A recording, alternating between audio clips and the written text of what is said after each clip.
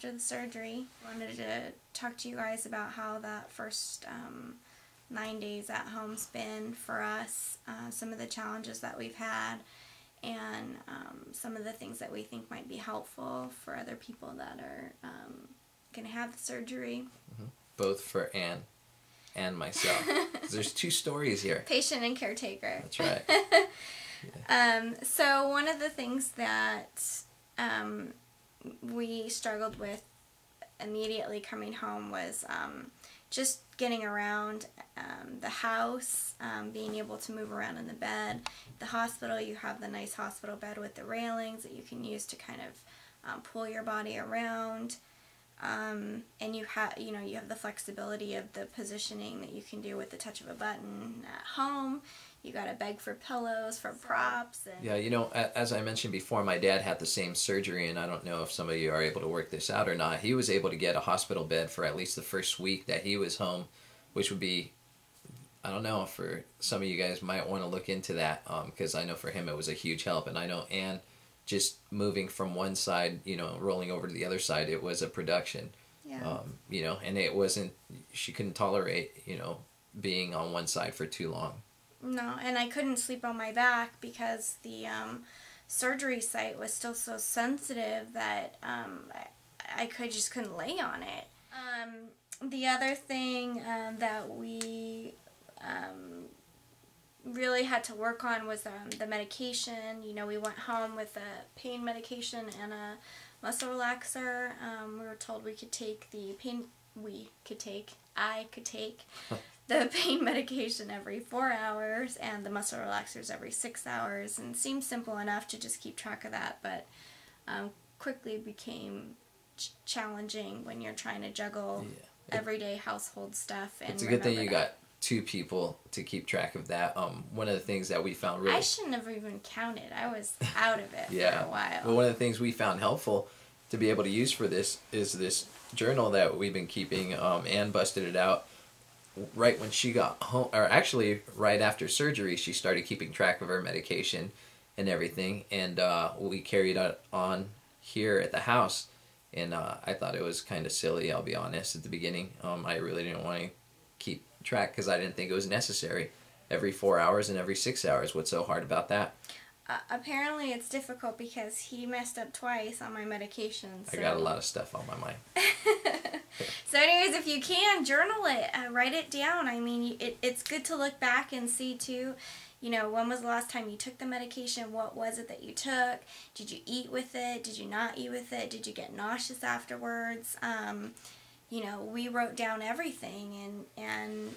But I mean, what's the big deal, right? I mean, like, what's going to happen if she doesn't take her medication, Well, you want to see?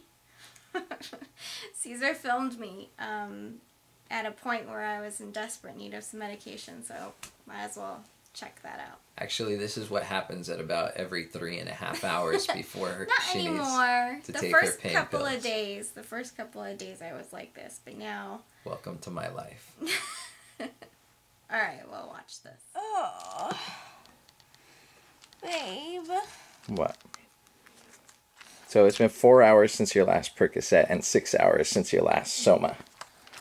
And I want to kill you.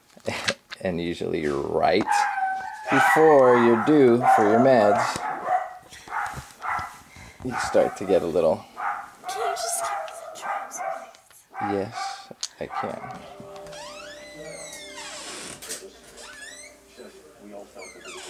What are you doing, babe? Dying. Are you ready to walk? Oh, babe. I want to take it. You need to walk. I'm not walking. You haven't walked. Caesar, I'm not walking. You walked one time today. No, I didn't. I walked twice. I walked this morning and I walked this afternoon. But you didn't walk very far. Yes, I did. You need your exercise. I'm going to punch you. I mean it. What's wrong? Go away. What's wrong? What's wrong? I mean it. What's wrong? Stop videotaping me, okay?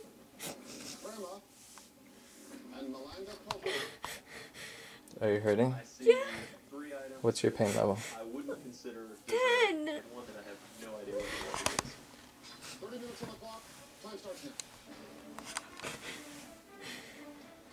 I hope you enjoyed that.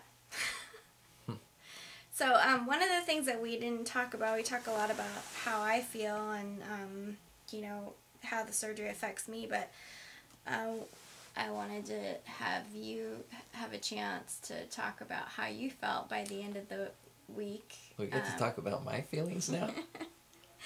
How did that make you feel? Yeah. Well, I felt like the first week was kind of a blur, spending most of it in the hospital. But, you know, I was there for Anne and just providing support and, you know, whatever she needed. But it became a different ball game once we got back to the house. Only in the sense that now the kids were present and we had to do, you know, stuff for them.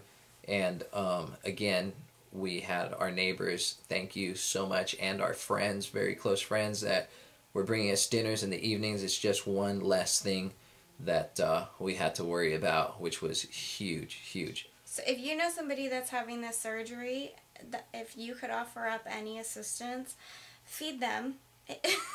Yeah. It makes the difference. Yeah, and it doesn't mean that, you know, you're lazy by not doing it or whatever, but just the fact that I didn't have to go to the grocery store, didn't have to, you know, take time to prepare meals, and then all that, it was just, you know, brought to our house and we were just able to eat. It was... And we got to see our friends and family, and I know they were curious how we were That's doing true. and stuff, so it gave us a visit and something that we desperately needed, which was food. Yeah.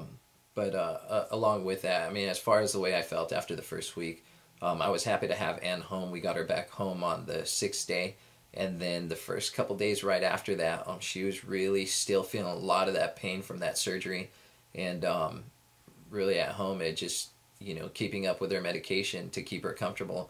And then nighttime was spent, you know, waking up a few times at night to either help her change positions or give her a medication or give her food with her medication. So I wasn't the only one getting sleepless nights. Yeah, and then during the daytime while she was napping, I was trying to catch up on a lot of the stuff that needed to take place here, you know, at the house. We're not going to show the backyard or the front yard or the garage. The garage.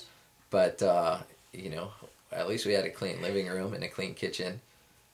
So, yeah, I mean, we were burning the candle at both ends. You were. I was napping. Yeah, well, whatever. But what about you? What were you feeling during that time? I was feeling a lot of pain. A lot of pain. Yeah.